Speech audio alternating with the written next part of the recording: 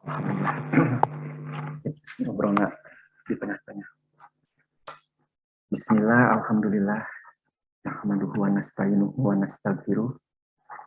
Wa na'udzubillahi min syururi anfusina wa min sayyiati a'malina. May yahdihillahu fala mudhillalah wa may yudhlil fala hadiyalah. Asyhadu an la ilaha illallah wa asyhadu anna Muhammadan abduhu wa rasuluh. Rabbi shrah li sadri wa yassir li amri wahlul 'uqdatam min lisani yafqahu qawli. Puji dan syukur kita panjatkan kehadirat Allah Subhanahu wa taala. Pada kesempatan siang hari ini kembali kita dipertemukan dalam keadaan sehat walafiat. Salawat dan salam semoga tercurahkan untuk Nabi kita, Nabi besar, Nabi Muhammad Sallallahu Alaihi Wasallam. Ibu dan Bapak sekalian, pada pertemuan terakhir ini saya akan membawakan materi terkait dengan pengembangan dan karir SDM. Ini nanti seperti biasa akan saya coba kaitkan dengan visi Unpas ya. Karena kalau dikaitkan dengan kontemporer, ini lebih dari kontemporer. Berlaku sepanjang hayat dan ini insya Allah tidak bertabrakan dengan penganut agama di luar Islam. Namun demikian tetap konsepnya saya ambil dari rujukan Al-Quran dan Sunnah Rasul. Seperti yang kita ketahui bahwa manusia itu diciptakan dalam sebaik-baiknya ciptaan yang berbeda dengan ciptaan yang lainnya. Kemarin sudah diulas bahwa yang diwajibkan untuk beribadah adalah jin dan manusia. Sementara malaikat adalah pembantu Allah yang sangat taat untuk menjalankan perintah dan selalu berzikir untuk mengagungkan Sang Maha Pencipta. Kita berlomba untuk saling mengingatkan dalam kebaikan agar diberikan kebaikan, kebahagiaan, utamanya pada kehidupan dunia dan akhirat. Siapapun kita, tentunya Allah sudah mengamanahkan sebagai seorang pemimpin, dimanapun kita posisinya. Dari mulai kita sebagai kepala rumah tangga utamanya, untuk menjadi uswatun hasanah bagi para pengikut kita, istri atau pasangan kita dan anggota keluarga yang lain, utamanya putra-putri anak kita yang kita cintai. Jadi pesan Rasulullah, jadikanlah diri kita sebagai suri toladan bagi anggota keluarga kita agar menginspirasi supaya mendekatkan diri kepada kecintaan Allah Subhanahu wa taala agar bisa terhindarkan dari panasnya api neraka dan fitnah dunia dan akhirat. Insya Allah dalam setiap kesempatan, di momen apapun kita akan selalu untuk saling mengingatkan dalam kebaikan dan saling mengingatkan dalam berbuat sabar. Jadi sabar itu bukan pekerjaan yang mudah, tapi memang harus dikuatkan, diikhtiarkan, yang memungkinkan apa yang kita lakukan tidak tergesa-gesa. Kalau Allah memerintahkan sholat itu supaya kita tartil tu'makninah. Artinya bacaannya jangan terburu-buru. Setiap kata harus dimaknai. Setiap gerakan cari posisi yang paling nikmat. Dan tidak boleh terkesan ada yang lebih penting dari bagaimana kita melakukan ritual hablum minallah. Jadi yang utama adalah mengabdi. Karena manusia diciptakan untuk mengabdi. Untuk istiqomah dengan tawakal ya. Kesabaran, menjalankan perintahnya dan menjauhi larangan. Potensi utama manusia adalah daya pikir, daya terampil, dan daya intuisi. Daya pikir ini kalau kita amati, ini luar biasa. Di sini Bapak ada yang menjadi deputi, ada yang menjadi dekan, ada yang menjadi kaprodi. Itu amanah. Kalau pemimpin yang mencerminkan uswatun hasanah, dia akan menjadi bintang dan lebih cepat untuk diadaptasi oleh orang-orang yang dipimpin. Kita tahu bahwa Nabi Muhammad termasuk nabi-nabi ulul azmi yang lainnya itu diberi gelar predikat cum laude. Ini dari kesabarannya, dari terpaan ujian yang begitu berat. Karena derajat itu ya disesuaikan dengan pengorbanan. Alhamdulillah, misalnya kita sudah masuk ke level tertentu dari kelas status sosial tertentu.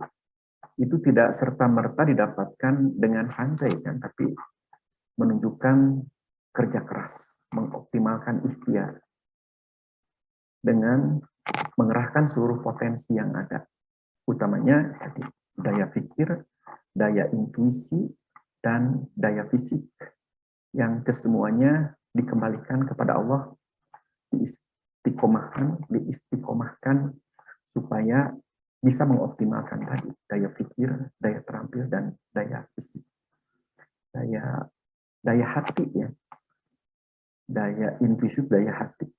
Jadi alat yang utama untuk berkomunikasi dengan Sang Maha Pencipta, sehingga kita diberikan kekuatan, diberikan kepekaan untuk berinteraksi dengan sesama manusia lainnya, itu hati. Kalbu, daya, ada yang mengatakan hard skill itu akan mudah diterka, tapi hati orang siapa yang tahu, begitu. Tingginya gunung dapat didaki, dalamnya laut dapat diselami, tapi hati orang bisa saja wajahnya manis, gitu. Hatinya nggak tahu. Atau wajahnya kelihatannya sedikit agak serem, tapi hatinya bisa jadi lembut. Nah, itu hati ini menjadi sesuatu yang tidak mudah untuk ditebak. Baik, pengembangan ini kaitannya dengan upgrading. Baik itu daya pikir, daya fisik, dan daya intuisi. Ini semuanya harus di-upgrade. Jadi pelatihan yang berkesinambungan. Tiada hari tanpa membaca. Tiada hari tanpa berdiskusi.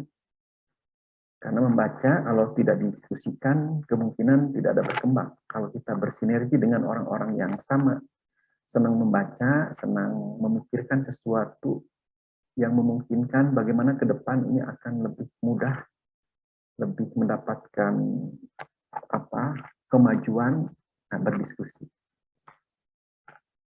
Baik, Ibu Bapak sekalian, seperti biasa saya akan men-sharekan materi yang akan dibahas hari ini.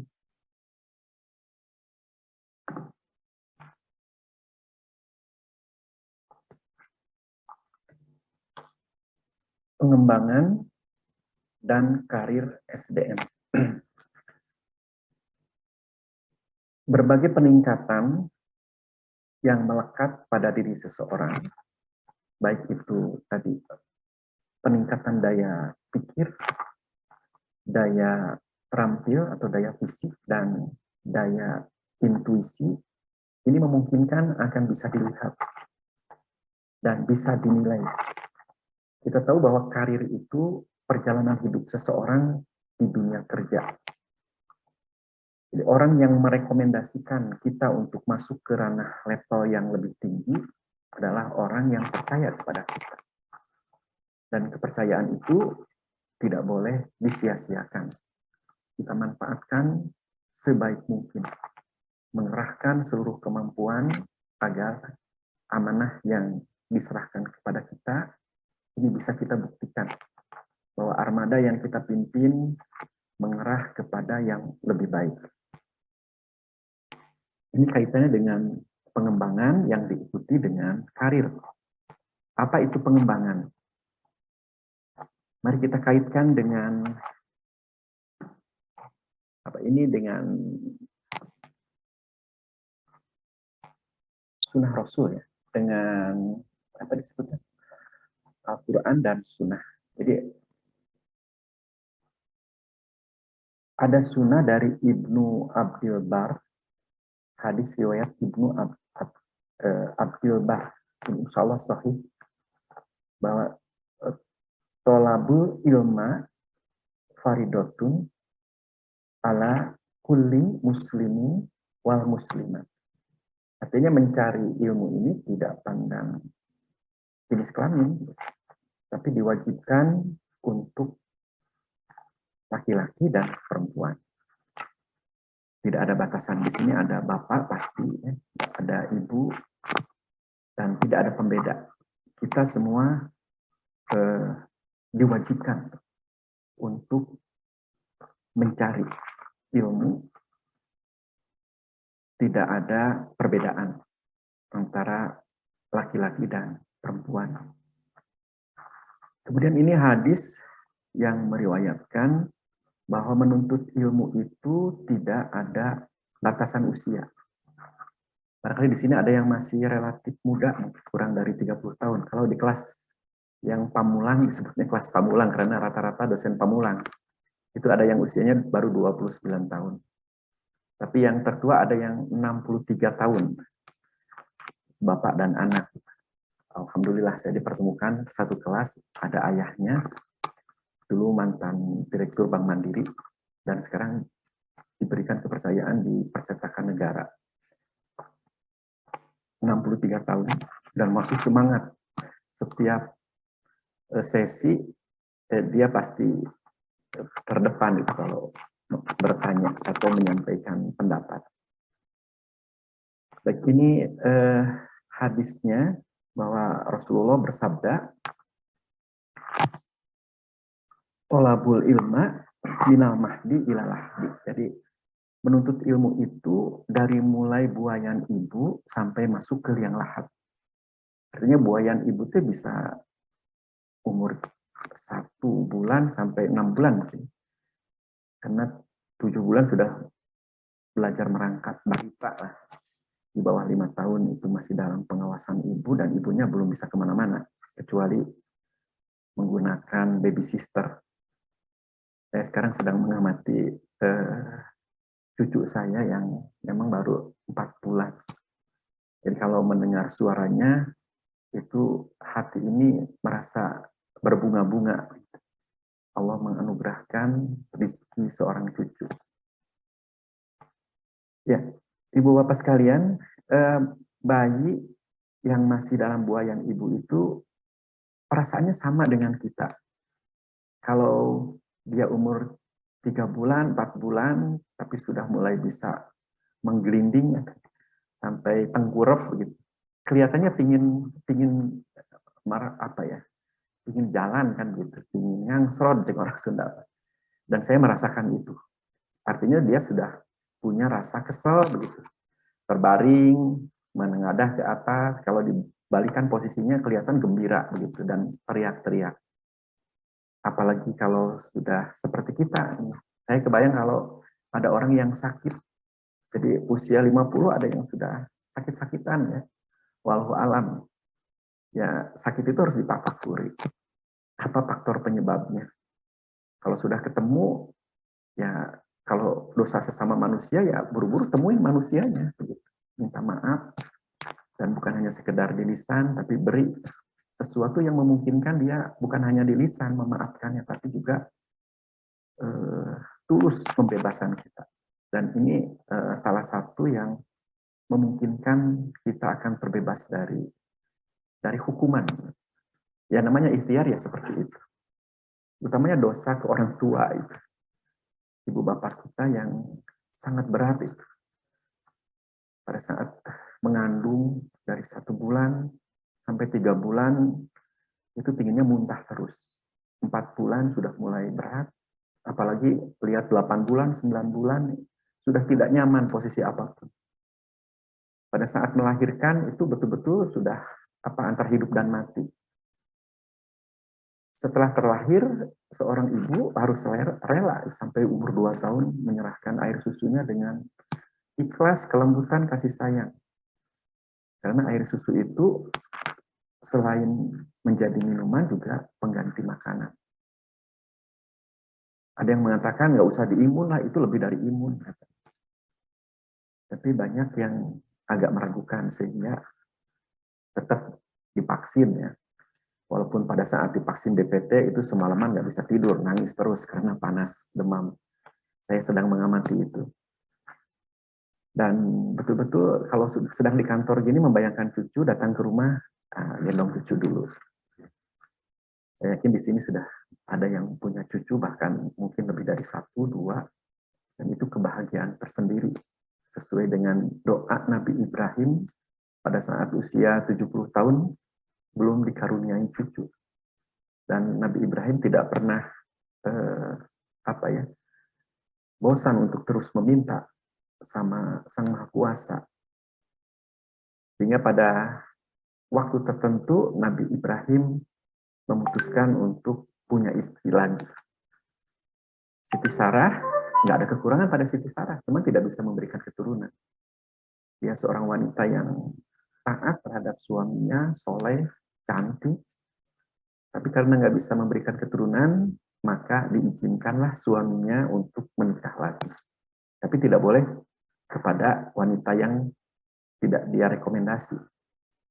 Dia serahkan khodimatnya, namanya Siti Hajar, untuk dinikahi suami. Tidak lama kemudian melahirkan, mengandung dan melahirkan. Dan Nabi Ibrahim sesuai dengan doanya, berikanlah anak dan cucu-cucu sehingga di hari tua ini menjadi rame dan bahagia ya dengan adanya anak dan cucu. Jadi kalau ibu bapak sudah punya mantu, jangan dulu disuruh bisa sebarang 1 atau 2 bulan kita berkumpul dulu. Karena kebersamaan itu tidak lama. Bahkan ada banyak kepala rumah tangga tidak mengizinkan anaknya untuk dipesantrenkan. Ya boleh kalau bisa mendidik. Mengajar ngaji sendiri, memberikan uswatun hasanah. Yang memungkinkan anak kita nanti akan menjadi anak yang mencerminkan qurrata a'yun, menjadi kebanggaan orang tuanya, penghibur hati yang sedang lara, dan ketaatan terhadap Tuhan. Tapi kalau kita memang waktunya sangat tersita, demikian juga istri kita juga bekerja, ya kayaknya jalan keluarnya cari lembaga yang memungkinkan anak kita mendapatkan ilmu yang memadai sebagai pembentuk karakter positif, utamanya di dalam mempersiapkan sosok yang tangguh, paham akan ilmu, karena ilmu itu segala sesuatu yang akan menghantarkan ke surga. Dan ilmu itu mudah-mudahan akan menuntun perilaku, menjadi karakter-karakter yang menunjukkan akhlakul karimah, sebagaimana yang dicontohkan oleh Rasulullah. Jadi pada saat sakaratul maut, nyawa kita dicabut, raga terpisah dari nyawa kita, dan kita memiliki kesadaran yang tinggi. Ini banyak ulama yang mengatakan pada saat kita meregang nyawa, kita tahu begitu orang-orang di sekitar kita yang menyayangi kita itu semuanya bertalbiyah kan, mendoakan kita. Tapi sekali lagi yang menolong kita itu hanya dari amal soleh kita. Sehingga pada saat menghembuskan napas terakhir, kita tetap mengucapkan kalimat tauhid. Dan itulah yang akan menjamin menghantarkan kita untuk dimasukkan ke surganya Allah. Ini para ulama banyak yang mengatakan seperti itu. La ilaha illallah. Kita melepaskan nyawa kita dari raga, nyawa kita tidak bergerak lagi. Tapi kita mengetahui siapa yang memandikan kita, siapa yang membopong, mengusung kita masuk ke liang lahat. Bagaimana mereka walaupun berat meninggalkan kita, orang-orang yang kita cintai. Setelah 7 langkah orang-orang yang terakhir meninggalkan kita, maka malaikat akan menghampiri kita. Barangkali sudah hafal marrabbuka, wa imamuka, wa kiblatuka. Itu nggak boleh dihafal. Kalaupun dihafal, tetap kalau amal-amalan kita tidak bagus, nggak bisa terjawab. Jadi dalam setiap kesempatan, yuk sama-sama kita untuk menguatkan dalam keimanan dan ketakwaan. Saling mengingatkan untuk istiqomah agar menjalankan apa yang diperintahkannya dan sekuat mungkin untuk menjauhi larangannya. Banyak ulama yang mengatakan godaan yang paling kuat itu ya tadi harta, tahta, wanita ya kalau laki-laki. Jadi harta ini luar biasa ini. Yang disebut dengan hubud dunia. Jadi terlalu cinta terhadap harta. Biasanya tahta itu yang menjamin fasilitas itu. Berbagai fasilitas, tunjangan, kehormatan itu dapat semua. Tapi jangan, itu semuanya ujian. Nah, ini banyak yang mengatakan bahwa hadis ini do'if katanya. Tapi ada sebagian ulama yang mengatakan ini kalau kita ambil hikmahnya, ya ada pelajaran yang sangat positif kan. Kalau kita lihat dari peradaban. Ya, hadisnya berbunyi utlubul ilma wala bisyun. Jadi intinya Rasulullah bersabda bahwa carilah ilmu itu walaupun sampai ke negeri Cina. Artinya ke tempat yang sangat jauh kan. Dan setelah ditelaah, ada apa dengan negeri Cina? Ternyata memang Cina memiliki kelebihan atau keahlian yang lebih. Sementara ada juga orang yang mengatakan Cina itu matanya sipit. Jadi jeli di dalam melihat peluang bisnis. Sehingga dia memang dikenal dengan orang yang pintar berdagang. Pandai melihat dan memanfaatkan peluang bisnis, utamanya dagang. Ya. Dan di kita juga, ini katanya perputaran uang itu sudah 80% di tangan orang-orang sipit. Dan kita memang tidak ditakdirkan terlalu sipit ya. Nggak usah iri, kalau mungkin bisa ditiru, ya tiru.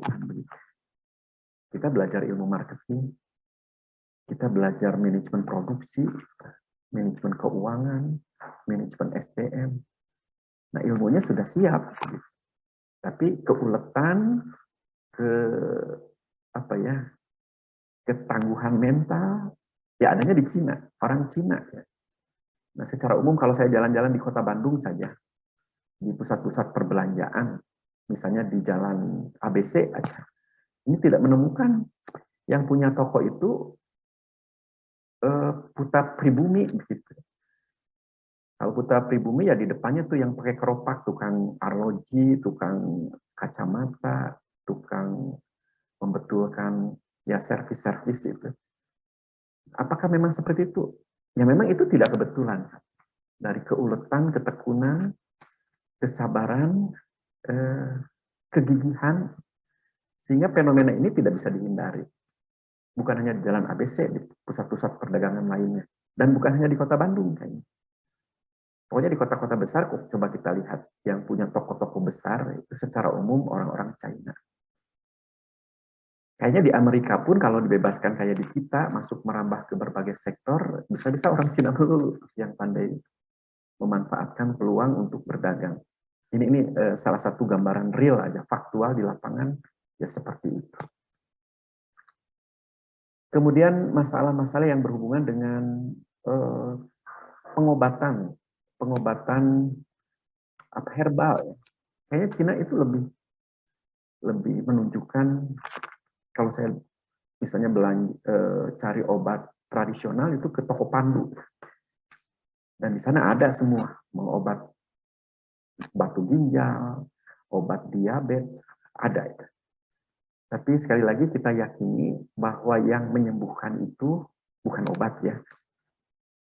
Itu mah hanya sebagai sarana untuk berikhtiar dari hasil temuan, logika, dan berbagai rentetan pengalaman sehingga bisa terlahir racikan obat seperti itu.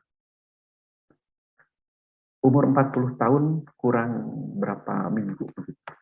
Saya kolik dan dinyatakan setelah di USG itu ada batu ginjal. Malam hari bangun, ingin buang air kecil, ternyata nggak bisa berdiri begitu. Ternyata sakitnya luar biasa itu. Sampai merangkak ke kamar mandi dan dipipiskan nggak bisa. Dan saya merasakan inilah akhir kehidupan. Usia 40 tahun kan. Anak-anak juga karena saya nikahnya terlambat, belum terlalu besar. Ada yang masih SD, bahkan ada yang belum sekolah. Sehari, 2 hari dijalankan ya seperti itu. Kalau ke dokter kan bisa di USG, dikasih obat, namanya ada yang kalkurenal, ada yang enatin, batugin, segala macam obat sudah saya coba. Sampai berbulan-bulan tidak ada hasilnya. Kemudian saya ke Gardu Jati, ada ketemu dokter orang Cina, itu namanya siapa yang udah nenek-nenek tuh. Bapak, kenapa batu ginjal? Obat apa saja yang sudah Bapak minum? Saya sebutin, ada enatin, ada batugin, ada kalkurena, dan seterusnya. Dia geleng-geleng kepala. Jangan Pak, saya punya teman tuh. Nah, sebelah lagi praktek, saya telepon ya, katanya. Dokter kok baik sekali, begitu, mengabaikan pasien yang lain. Terus telepon temennya. Ternyata temennya sudah kakek-kakek juga. Dia kemarin batu ginjal Pak, sembuhnya pakai daun tempuyung. Sok, konsultasi sudah saya telepon, katanya. Tinggal Bapak ke sana aja, ke ruang sana.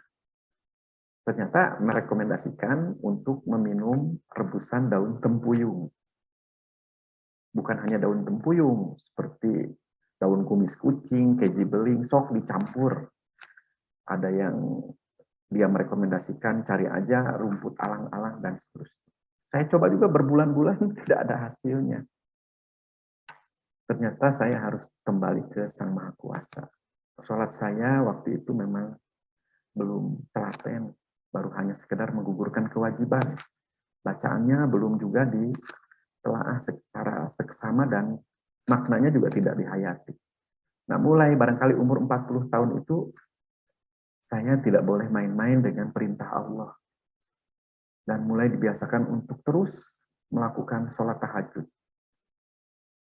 Pas 40 hari setelah sholat tahajud, saya ingin bangun malam jam 2 waktu itu. Saya ke kamar mandi, tapi secara tidak sadar tangan ini refleks mengambil gelas kecil. Begitu saya pipis saya betul-betul airnya itu warna putih seperti air beras pertama dicuci. Dapat setengah gelas. Setelah itu pipis biasa. Kemudian dilanjutkan dengan sholat malam, berzikir sampai subuh, dan saya sholat di masjid, sambil terus air mata nggak bisa dibendung. Ini ada apa nih air pipis kok warnanya putih? Kemudian penasaran, saya lihat lagi ya memang putih. Putihnya putih keruh. Saya simpan di tempat jemuran di atas, diikat. 3 hari kemudian, saya lihat air itu sudah menjadi seperti mangkok dalam bentuk kristal. Kayaknya ini batu itu. Karena saya setiap berdoa, ya Allah, hancurkan batu itu menjadi debu dan agar mudah dikeluarkan. Dan ternyata setelah sholat tahajud 40 hari berturut-turut sambil menangis karena memang di 40 hari itu banyak fenomena yang saya tidak temukan di sebelum-sebelumnya. Jadi saya bangun jam 2 itu perasaan ada yang nangis yang terdengarnya pilu meratap-ratap. Saya kaget, saya lihat istri saya lagi tidur. Kalau lihat istri lagi tidur, saya merasa iba begitu banyak dosa karena selama ini kadang-kadang suka agak kasar, membentak kalau pelayanannya agak kurang cepat. Saya nangis tuh lihat istri, lihat anak pun ke kamar anak dulu, dilihatin ya. Lantas siapa yang nangis? Tapi suaranya sampai terdengar, kayak perempuan gitu, memilukan. Pagi-pagi saya ngajar jam 7 dan sebelum ngajar ketemu sama dosen agama Pak Idris Nawawi. Kang punten badai konsultasi sekedar, mangga ieu aya naon? Tadi wengi dicaroskeun. Saya bangun tidur mendengar suara tangisan. Sangat memilukan. Dikirain istri saya nangis, mungkin sakit hati sama saya, ternyata enggak. Dikirain anak-anak saya yang merintih, kesakitan, ternyata enggak. Dia diam sejenak melihat wajah saya, Alhamdulillah itu gorim yang ada di tubuh Ayu itu sudah kering kerontang. Dia kewalahan karena selama ini Ayu kan nggak pernah lepas untuk berzikir. Tidak pernah lepas untuk sholat sepertiga malam. Ditambah juga kalau ada waktu, misalnya di sela-sela ngajar, itu sholat duha. Dan mintanya, Allahumma robbana si'adhidil ba'sya. Wahai Tuhan seluruh manusia, hilangkanlah kesukaranku ini, sembuhkan sakitku, tiada kesembuhan selain kesembuhan darimu. Kesembuhan yang tidak membekaskan rasa sakit lagi. Itu terus dijaharkan. Nah katanya, menurut kabar, walhu alam bisawaf, itu zin gorin, yang memang kecenderungannya kafir, yang membisik-bisikan di dada kita untuk tadi malas sholat, senang mengucapkan kata-kata yang tidak pas sehingga menyakiti orang. Dia kering kerontang dan tidak berdaya, sehingga tadi pada menjelang sholat sepertiga malam, dia menangis lirih yang memilukan sekali. Nah, legalah, saya sudah mendapatkan tenangan. Dulu jangan nyanyi, sok keraskan, tong dilepaskan tas sholat. Nah, itu pengalaman spiritual pada saat usia saya baru masuk ke usia 40. Ini hadis dari riwayat Abdul Bar ya, karena hadis ini banyak dipertanyakan. Apakah benar hadis ini? Ternyata secara sanad runutan dari pendapat ini banyak mengeluarkan hadis-hadis yang doib. Jadi hadis ini memang dikeluarkan harus dari orang-orang yang terpercaya. Dilihat dari kehidupannya, cara bicaranya, rasa amanahnya. Tapi banyak ulama juga mengatakan nggak apa-apa, ambil hikmahnya saja. Toh di dalam kalimat ini tidak ada sesuatu yang memungkinkan orang bisa menyimpang. Yang jelas kita juga bisa melihat keistimewaan orang-orang Cina. Tadi diantaranya dia sangat pandai berdagang, dia juga sangat ulet di dalam mencari sampai menemukan tadi sebagai obat-obat ketabiban ya, herbal. Kemudian walau waktu saya zaman kecil juga istilah kain itu dari Cina kebanyakan. Kain, kemudian guci-guci dan seterusnya. Sehingga Nabi Muhammad walaupun mungkin pada saat itu di Timur Tengah belum tahu seperti apa daratan Cina, seperti apa peradaban di sana. Setelah dirunut di abad itu ternyata memang Cina sudah memiliki peradaban yang tinggi. Sudah menggunakan alat bayar, ilmu ketabiban, cara berdagang ini sudah relatif lebih maju peradabannya dibandingkan dengan negara-negara lain. Kemudian di sini juga disertakan pepatah Cina yang mengungkapkan hal-hal yang memungkinkan kita bisa sejahtera ke depan. Jika menginginkan 1 tahun kemakmuran, maka tanamlah benih untuk palawija.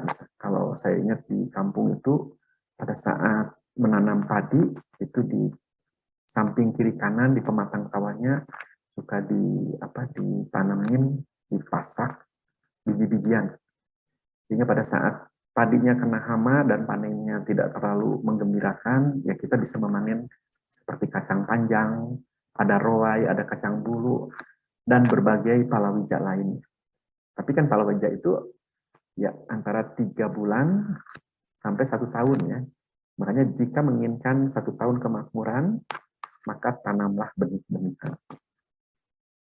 Dan apabila ingin kemakmuran lebih dari 1 tahun sampai 10 tahun, maka tanamlah tumbuh-tumbuhan yang lebih keras ya. Artinya pohon-pohon itu bisa ditebang dari 7 sampai 10 tahun. Sehingga bisa dinikmati dan hasilnya akan lebih besar kan. Misalnya jati kebon, ada jambon ya, jati kebon, ada yang kayu-kayu bisa digunakan di kampung-kampung itu sengon atau jeng-jeng, itu antara 7 tahun sampai 10 tahun itu udah bisa digunakan untuk kayu-kayu, tapi kayunya tidak berkualitas, tidak seperti kayu Sumatera kan gitu. Sekarang kayu jauh lebih mahal dibandingkan dengan aluminium ya. Makanya sekarang baik itu kusen maupun untuk penahan genting di atas itu kebanyakan pakai aluminium ya atau baja ringan. Karena pohon-pohon ini tidak boleh ditebang sembarangan lagi. Mengingat dulu di zaman Orde Baru itu banyak para pengusaha yang diberikan izin untuk penebangan dan dengan catatan harus ada reboisasi, itu tidak diindahkan. Dan sekarang betul-betul ketat. Selanjutnya, jika menginginkan 100 tahun kemakmuran, maka kembangkanlah orang. Jadi anak-anak kita memang diwariskannya jangan harta, ya, sebaiknya mah ilmu. Jadi kita ingin meninggalkan generasi kita yang memiliki ilmu yang memadai, utamanya ilmu agama ya, yang akan mendasarkan dirinya menjadi orang yang taat terhadap Tuhannya, orang yang bisa memiliki ilmu yang menuntun kedua tangannya untuk melahirkan karya-karya nyata dan bermanfaat bagi lingkungan. Orang-orang yang memiliki ketulusan hatinya untuk bisa berbuat, memberikan kebaikan, memberikan kemanfaatan bagi lingkungan. Dan ini pepatah Cina ini luar biasa. Jadi betapa pentingnya kita berinvestasi dalam manusia, utamanya anak kita. Kalau kita jadi pemimpin, ya kita nggak usah merasa sungkan, apalagi terlalu pelit untuk investasi agar mereka diberikan pendidikan, ya, diberikan pelatihan. Karena nanti itu dampaknya terhadap kemajuan perusahaan. Jadi jangan dianggap biaya, tapi anggap saja sesuatu yang akan melahirkan manfaat yang lebih besar di waktu-waktu yang akan datang, atau yang disebut dengan investasi. Jadi masih ada nih, dimudahkan jalan untuk masuk surga. Barang siapa yang menempuh satu jalan untuk menuntut ilmu, Allah akan memudahkan baginya jalan ke surga. Jadi ke surga itu harus pakai ilmu. Kalau sholat, ya rukunnya kan harus pakai ilmu. Bagaimana kita berwudu, bertaharah ya, untuk mensucikan diri dari hadas besar, hadas kecil, utamanya hadas kecil setelah hadas besarnya.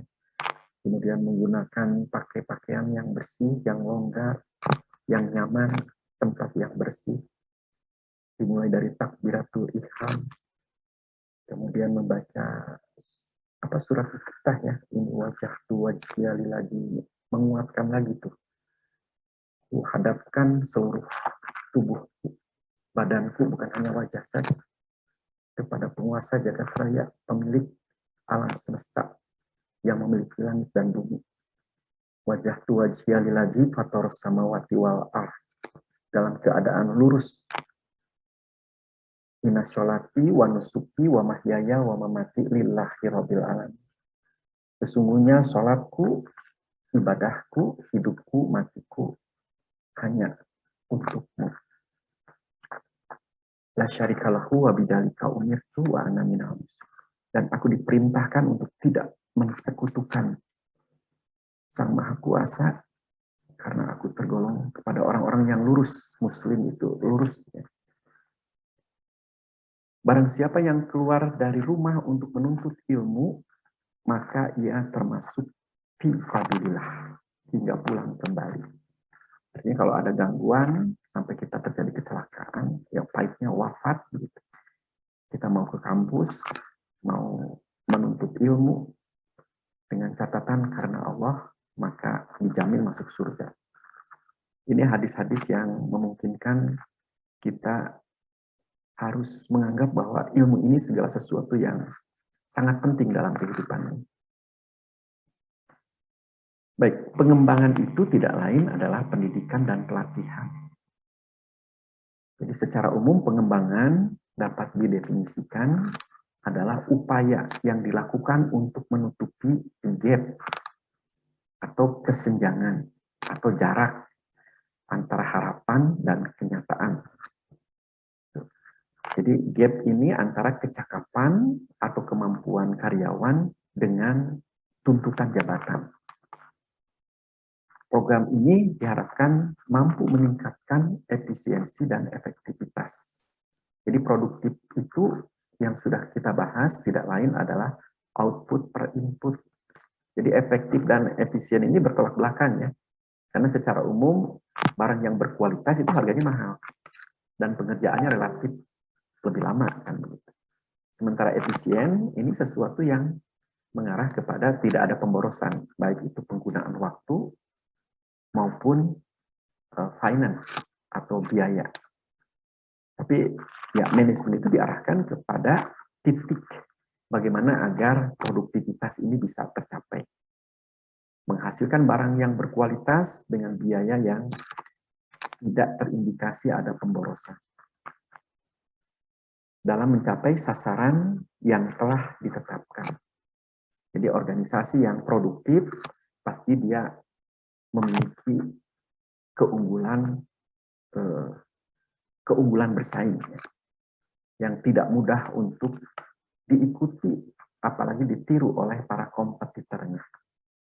Karena salah satu yang mengarah kepada keunggulan kompetitif ini bagaimana mencari mendapatkan manusia-manusia unggul yang dilatih secara berkesinambungan yang memungkinkan dia akan memiliki kompetensi persyaratan yang memadai untuk menghasilkan produk-produk yang tadi dikerjakan secara efisien dan efektif sehingga ada peningkatan secara berkesinambungan dari waktu ke waktu. Jadi pendidikan dan pelatihan diarahkan untuk tadi mengupgrade karyawan agar lebih kompeten. Usaha menghilangkan, coba kita lihat batasan atau definisi kedua. Pengembangan adalah usaha menghilangkan terjadinya kesenjangan atau gap antara unsur-unsur yang dimiliki yang melekat pada diri seseorang karyawan dengan unsur-unsur yang dikehendaki, yaitu standar organisasi. Usaha tersebut dilakukan melalui peningkatan kemampuan kerja yang dimiliki tenaga kerja dengan cara menambah pengetahuan dan keterampilan yang disebut dengan pengembangan. Itu definisi kedua, maknanya sama tapi narasinya berbeda. Ya tidak apa-apa. Baik, sekarang ke definisi pelatihan. Jadi pengembangan. Pengembangan itu kan pendidikan dan pelatihan ya. Apa itu pelatihan dan apa itu pengembangan? Atau apa itu pelatihan dan apa itu pendidikan? Jadi dua ini mengembangkan. Di dalamnya ada pelatihan dan pendidikan. Bedanya, kalau pelatihan, ini definisinya, proses belajar yang mengajarkan dengan mempergunakan teknik dan metode tertentu untuk meningkatkan keterampilan dan kemampuan kerja seseorang. Jadi arahnya pelatihan ini kepada bagaimana meningkatkan keterampilan kedua tangannya. Makanya di sini proses belajar yang mengajarkan dengan mempergunakan teknik. Bagaimana cara memutar, bagaimana cara mendorong, bagaimana cara menekan dengan metode tertentu supaya mampu meningkatkan keterampilannya. Lebih gesit dan gerakannya memiliki tingkat akurasi yang lebih baik. Kita lihat definisi nomor 2. Pelatihan tidak lain adalah suatu aktivitas yang mengajarkan kepada para karyawan agar memiliki pengetahuan yang khusus yang memungkinkan mereka bisa meningkatkan keterampilan untuk digunakan dalam menyelesaikan pekerjaan saat ini. Jadi arahnya sama. Bagaimana agar mereka memiliki keterampilan untuk bisa menyelesaikan pekerjaan saat ini. Yang tidak lain agar kedua tangannya bisa melakukan gerakan-gerakan yang cepat dengan tingkat akurasi yang tinggi yang memungkinkan bisa menghasilkan pekerjaan yang lebih berkualitas sesuai dengan standar yang telah ditentukan. Itu pelatihan. Sementara pengembangan pendidikan ya. Pengembangan itu pendidikan dan pelatihan. Jadi tadi ada pelatihan, ada pendidikan. Nanti seperti apa bedanya kita akan perlihatkan dalam materi. Tapi sebelumnya, mari kita sama-sama untuk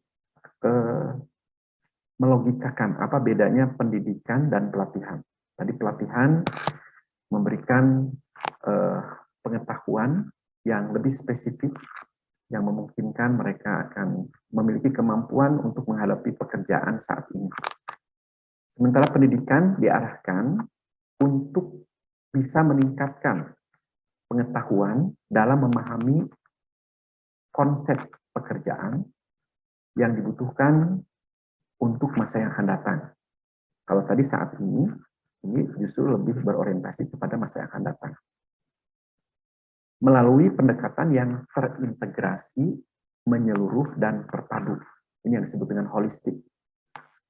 Agar mampu mengoptimalkan pemanfaatan sumber daya, utamanya sumber daya manusia dan juga sumber daya lainnya, serta bisa mengubah perilaku kerja. Jadi pendidikan ini arahnya untuk lebih bisa memahami sebuah konsep. Karena seorang pemimpin melakukan pekerjaannya bukan dengan tangannya sendiri, tetapi melalui bantuan anak buahnya. Sehingga pendidikan ini diarahkan bagaimana bisa merubah perilaku para bawahannya yang di bawah pengendaliannya setelah diberikan petunjuk ahli. Dan berikutnya mendelegasikan tugas. Dan otomatis di setiap tugas itu ada tanggung jawab yang harus dilaporkan kepada pemimpin. Jadi sekali lagi pemimpin itu memang tugasnya berat, karena satu orang pemimpin bisa memiliki beberapa bawahan. Nah, setiap bawahan yang memungkinkan mereka bisa membantu tanggung jawab seorang pemimpin untuk mendistribusikan tanggung jawab itu kepada para bawahan tadi, agar bisa dilaksanakan di bawah instruksi, di bawah komando, dan pengawasan seorang pemimpin. Nah, sehingga dari ini kita bisa melihat materi perbedaan antara pendidikan dan pelatihan. Jadi pelatihan pendidikan. Untuk siapa? Pelatihan ini secara umum diberikan kepada para karyawan, para petugas yang akan mengoperasikan, menjalankan sebuah pekerjaan. Sementara pendidikan diarahkan kepada para pimpinan yang digolongkan sebagai manajer. Manajer ini pimpinan di organisasi bisnis, ya. Ada middle manager, ada lower manager, dan ada top manager. Apa yang diajarkannya? Kalau pelatihan itu keterampilan teknis yang berhubungan dengan pelaksanaan pekerjaan. Itu pelatihan. Sementara pendidikan lebih diarahkan kepada keterampilan untuk memahami sebuah konsep yang sifatnya teoritis. Jadi dia harus mengetahui sampai mampu menjelaskan kepada para bawahannya agar para bawahannya bisa menjalankan. Jadi pendidikan arahnya kepada memberikan wawasan agar mampu menguasai sebuah konsep. Seperti jenjang S1, S2, S3 itu pendidikan. Sementara pelatihan, ya kurun waktunya juga tidak terlalu lama. Makanya di sini pelatihan itu jangka pendek sifatnya. Bisa sampai 3 bulan kan. Ada yang hanya 2 minggu, 3 minggu, tergantung dari keterampilan yang akan diberikan dan untuk bisa dijalankan oleh para peserta latih. Sementara pendidikan itu waktunya jangka panjang. S1 aja 4 tahun kan. S2 relatif lebih singkat, 2 tahun. S3 ya tergantung yang menjalankannya. Ada yang selesai 2,5 tahun, ada yang 3 tahun, ada yang 5 tahun baru SUP kemarin. Jangan sampai didaur ulang NRP ini. Kita semua punya kewajiban utama, yaitu menjalankan tugas kantor gitu ya, atau menjadi seorang wirausaha untuk menafkahi keluarga kita. Tapi karena kita sudah memutuskan sambil bekerja meneruskan pendidikan ke jenjang S3 ya harus bisa membagi waktu.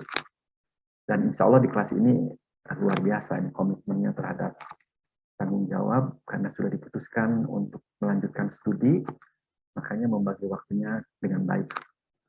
Mungkin ada kelas Jumat, Sabtu ya, kelas eksekutif. Kalau di S2 itu ada yang kelas bisnis biasa dari Senin, Selasa, Rabu, Kamis, Jumat, sampai Kamis kayaknya. Nah, eksekutifnya kelas Jumat dan Sabtu. Mengapa belum ya? Tujuan khusus berhubungan dengan pekerjaan saat ini yang harus diselesaikan. Karena pada saat dinilai tadi orang ada yang masih di bawah standar. Jadi pelatihan ini ditujukan untuk bisa menyelaraskan antara tuntutan kewajiban dengan kemampuan secara individu, secara pribadi. Sehingga memungkinkan pada saat dinilai hasil dengan standar itu sama. Jadi untuk menutup kesenjangan tadi ya, antara tuntutan tugas dengan kemampuan individu. Sementara pendidikan lebih mengarah kepada sifatnya umum. Karena seorang pemimpin bisa saja membawahi bagian-bagian yang sangat heterogen. Kalau seorang manajer SDM itu membawahi subbagian, misalnya bagian rekrutmen, bagian seleksi, bagian penggajian, dan lain sebagainya. Jadi tujuannya lebih umum. Sehingga pengetahuannya diarahkan untuk bisa memberikan motivasi, petunjuk yang sifatnya tidak terlalu teknis. Yang penting berbagai pengetahuan yang harus disampaikan ini bisa dijalankan. Dan yang lebih utama lagi, membangkitkan semangat, meyakinkan mereka untuk siap dan mampu menjalankan aktivitasnya dengan hasil sesuai dengan standar yang diinginkan.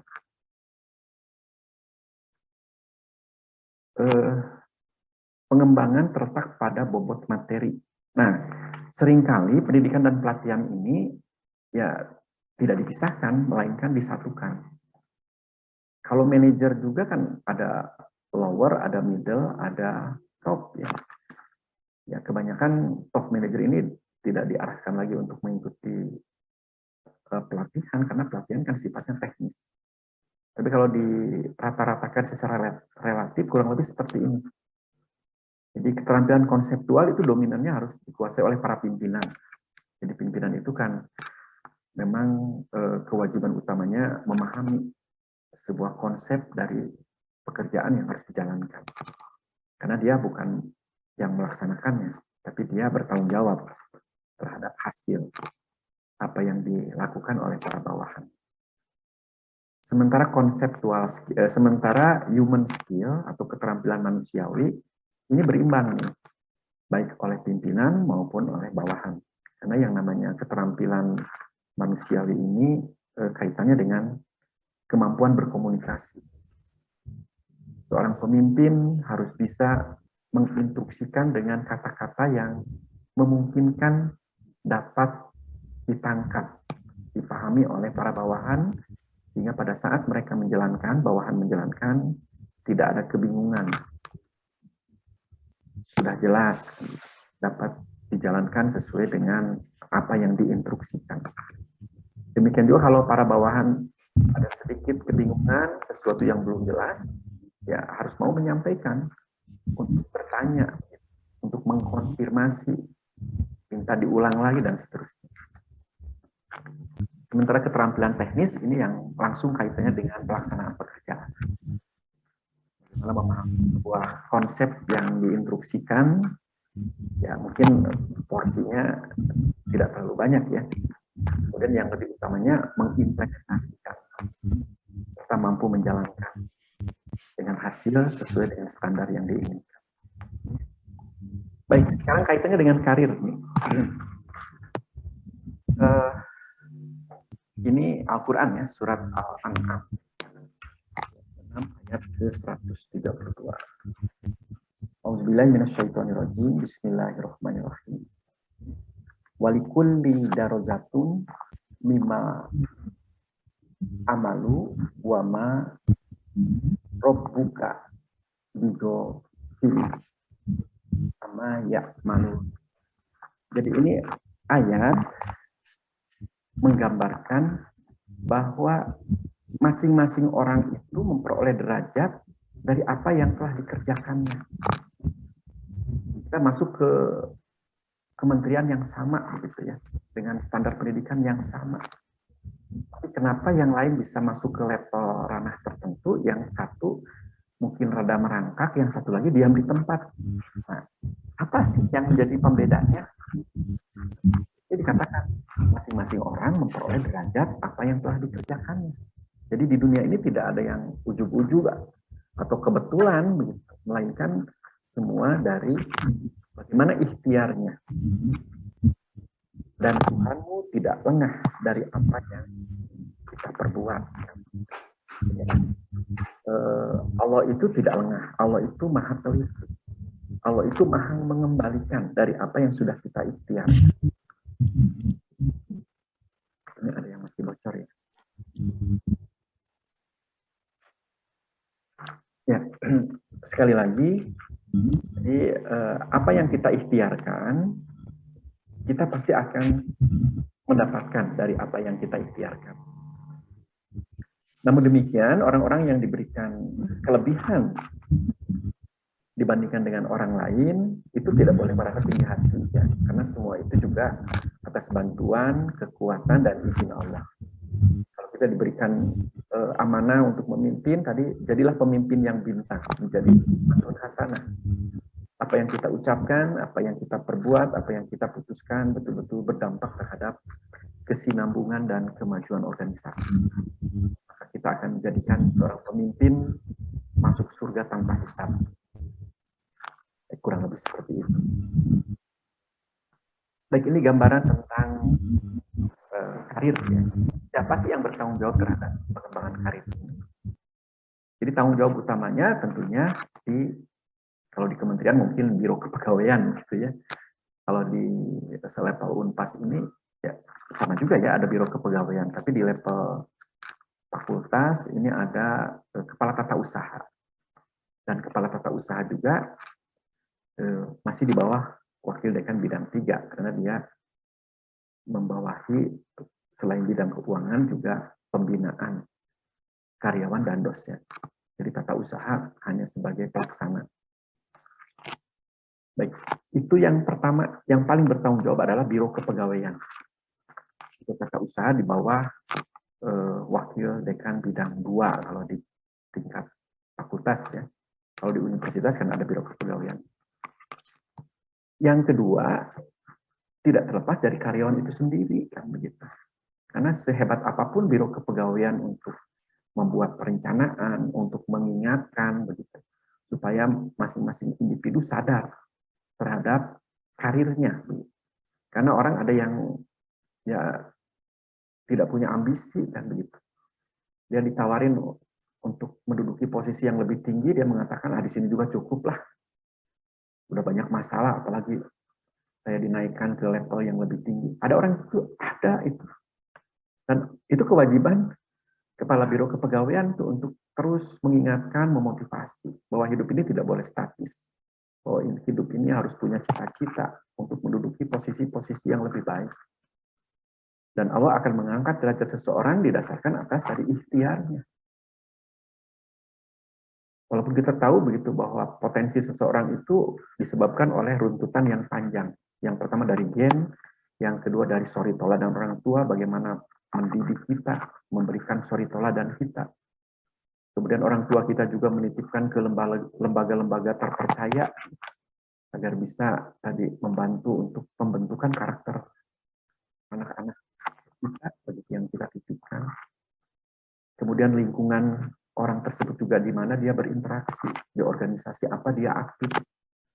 Nah, ini akan membangun karakter-karakter positif kami, sehingga memungkinkan dia memiliki kesadaran bahwa hari esok itu harus lebih baik dari hari ini. Nah, ini kurang lebih digambarkan seperti ini. Jadi sekali lagi, pengembangan karir itu yang paling bertanggung jawab adalah ya pimpinan yang menangani masalah SDM ya. Bisa biro kepegawaian, bisa wakil dekan bidang 2 di bawah pelaksanaannya kepala tata usaha yang harus membuat program, membangkitkan mengingatkan dan menyemangati supaya orang punya cita-cita begitu untuk memiliki posisi yang lebih baik ke depan. Kalau bottleneck, yang bawah nanti tersendat oleh seniornya. Ini gimana nih? Makanya sekarang dikenal dengan merit system. Tidak lagi berdasarkan urusan urut kancing senioritas. Itu ditinggalkan sekarang. Jadi orang yang memiliki kesadaran dan mau berjuang untuk meningkatkan dirinya, mengupgrade, melanjutkan pendidikan ke strata 2, strata 3. Nah ini yang akan lebih diperhatikan. Jadi selain tadi mempunyai rencana, program kerja, mengingatkan, memotivasi, Biro Kepegawaian pun harus tadi secara bersungguh-sungguh menjalankan program SDM dari mulai rekrutmen, kemudian seleksi, penempatan, pengembangan secara berkesinambungan sehingga menemukan orang-orang yang potensial. Dan orang-orang yang potensial bisa dimanfaatkan secara lebih baik, maka SDM ini yang harus dirawat, dipertahankan, diberikan kesejahteraan yang lebih baik kan begitu, didasarkan atas kinerja yang lebih standar. Ini kaitannya dengan pengembangan karir. Ya, pengembangan karir awalnya dari perencanaan karir.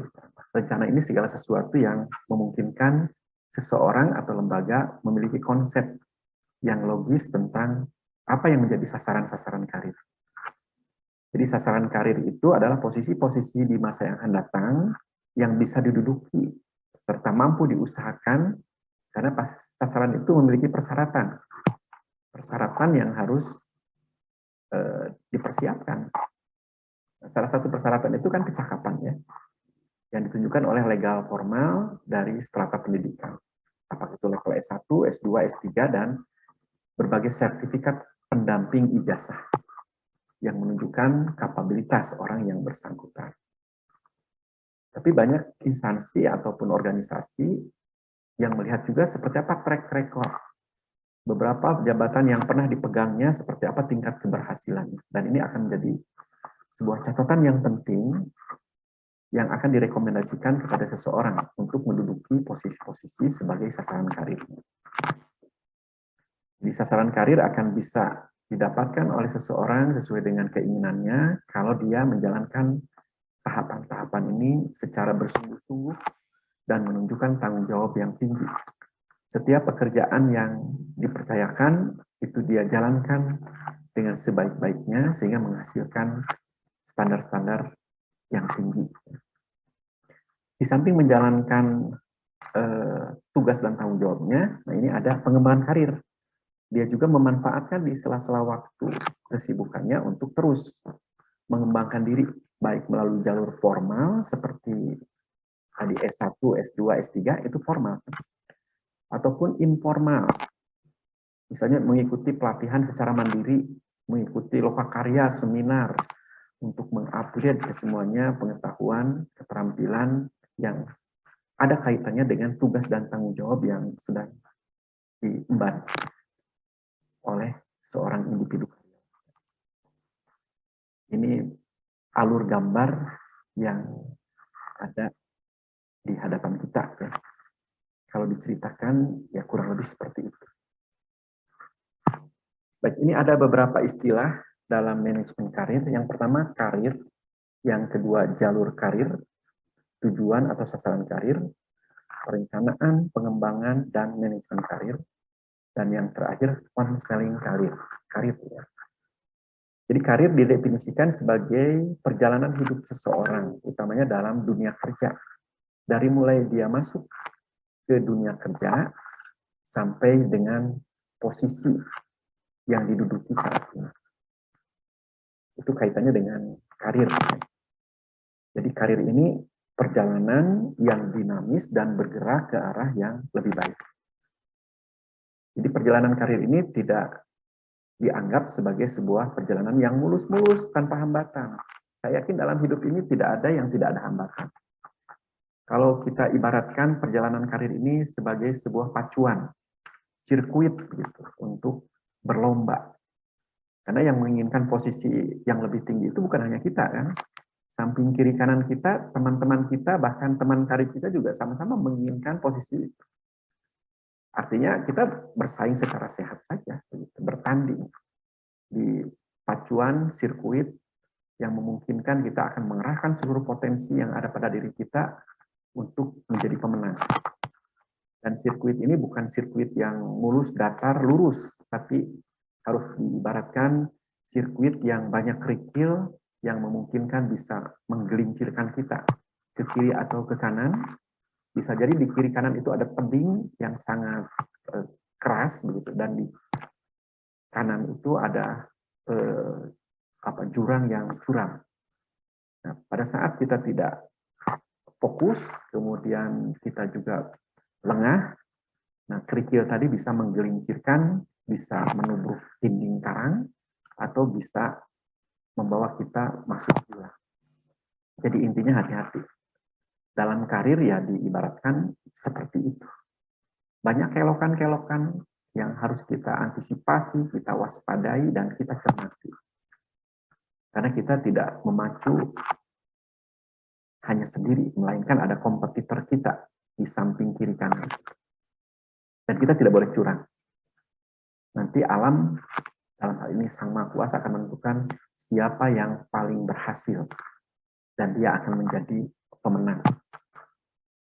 Karir diibaratkan seperti itu, ya.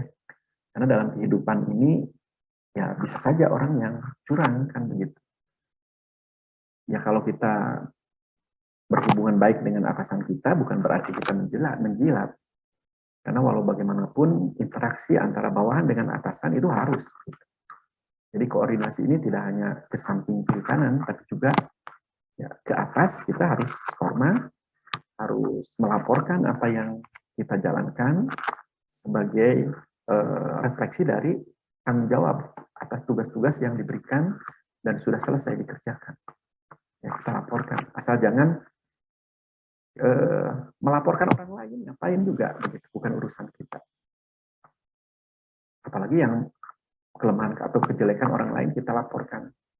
Dan kita memuji-muji secara berlebihan. Sehingga ada konotasi menjilat. Nah, mudah-mudahan itu kita bisa hindarkan. Sehingga karir kita betul-betul didapatkan dari pertandingan secara bersih, kan begitu. Tidak menjelekan orang lain. Ada yang mengatakan sikut kiri, sikut kanan, tendang bawah, jilat atasnya. Ini yang sering diungkapkan dalam berbagai perbincangan. Dan insya Allah kita akan menguatkan untuk saling berwasiat supaya kita betul-betul perjalanan karir kita ini didapatkan dari refleksi usaha kita. Dan kita tidak mengusik apalagi mencelakakan orang lain sehubungan kita sangat gila jabatan. Itu apapun yang dilakukan, baik itu cara halal dan juga mungkin yang haramnya juga dijalankan. Naudzubillah min dzalik. Ini kaitannya dengan karir. Jalur karir ini tahapan yang harus kita jalankan secara bersungguh-sungguh, serius, tekun, dan mengoptimalkan ikhtiar. Serta ada sabar di dalamnya, dan selalu tergantung kepada Sang Maha Kuasa untuk diberikan kekuatan istiqomah dalam menjalankan apa yang menjadi tugas dan tanggung jawab kita ini. Dan kita tidak dikategorikan sebagai orang-orang yang tergesa-gesa. Jadi orang yang tergesa-gesa dengan orang yang menyegerakan itu sangat berbeda. Kalau mau sholat subuh, nunggu azan dulu, dia wudhu, setelah selesai sudah kedengaran qomat, sehingga tergesa-gesa dan tidak mustahil kakinya terantuk batu, sehingga dia tersungkur dan pasti akan kehilangan takbiratul ihram pertama. Nah, ini gambaran yang sering disampaikan oleh para ustadz. Ya, kalau bisa kita sholat sunatnya di masjid saja, karena ada sholat at-tahiyatul masjid dan ada sholat qobla 2 rakaat yang lebih utama dari bumi dan seisinya. Itu yang diharapkan. Kalau sholat sunat lain tahajud, ya sebaiknya di rumah. Tarawih juga kan Rasulullah mencontohkan hanya 3 kali dalam 1 bulan Ramadan itu. Di awal, kemudian di tengah, dan di akhir. Ya, antara masjid dengan rumah ini. Dikhawatirkan kalau tiap hari dianggapnya wajib. Itu kaitannya dengan jalur karir. Kemudian sasaran atau tujuan karir adalah posisi-posisi yang kita inginkan di masa yang akan datang. Kalau orang yang punya cita-cita, pasti semangatnya juga tinggi. Kalau orang yang tidak punya cita-cita, ya biasanya kendor semangatnya. Saya suka menyayangkan pernah lihat tukang sol sepatu. Kan sekarang tukang sol sepatu tidak laku ya. Orang jarang sekali sekarang menjahit sepatu, ngelem sepatu. Karena harga sepatu sudah relatif murah. Ada yang murah, ada yang mahal memang. Saya beli sepatu yang harganya 200.000 juga kan banyak sekarang. Nggak usah beli yang 2 juta. Kecuali mungkin sudah status sosialnya yang tinggi. Asal nyaman saja dipakai. Nah yang kasihan itu tukang sol sepatu. Sampai jam 12 kadang-kadang belum ada yang manggil begitu. Saking keselnya mungkin ditulisin tuh di kotak sol sepatu yang kecil itu. Yang satu besi itu ya untuk landasan sepatu kalau dia memukul, memaku, mengelem.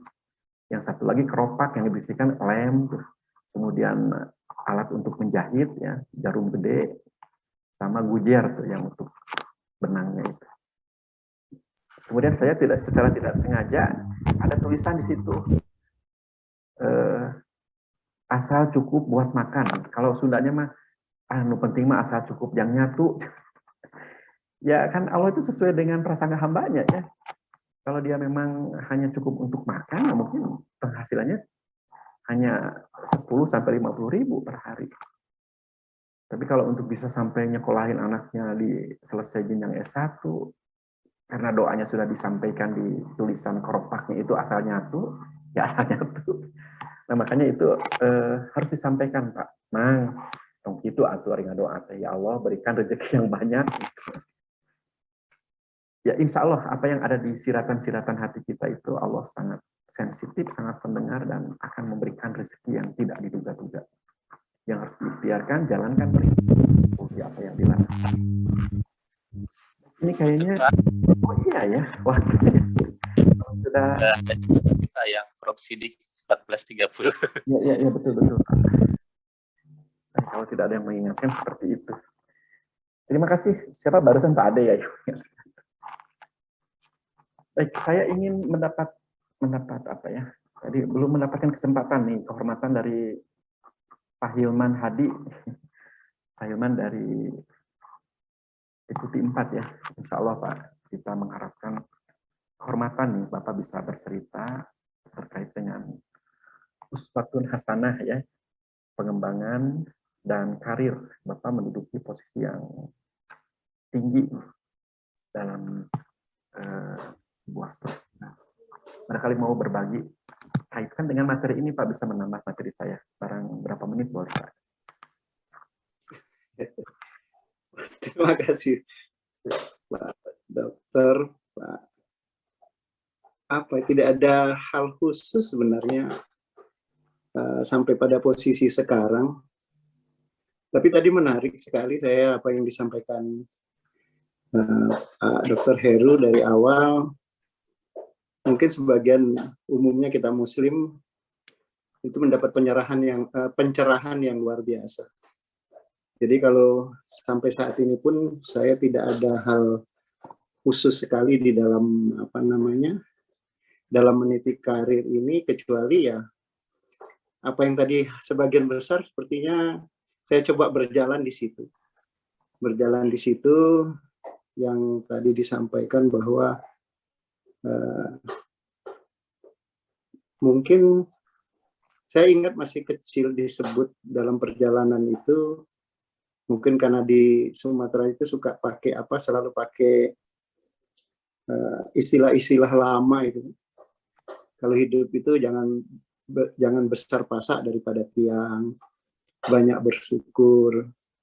Kemudian tapi yang terpenting sepertinya ke perjalanan saya sampai saat ini itu